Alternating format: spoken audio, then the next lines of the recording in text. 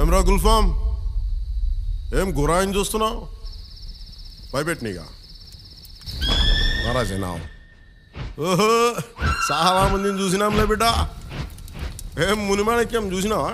వాళ్ళు గురాయిని చూస్తుండే బిడ్డ, మన లెక్క తెలియదు. ఆహా, వినాలి. వీరమల్లు మాట చెప్తే వినాలి.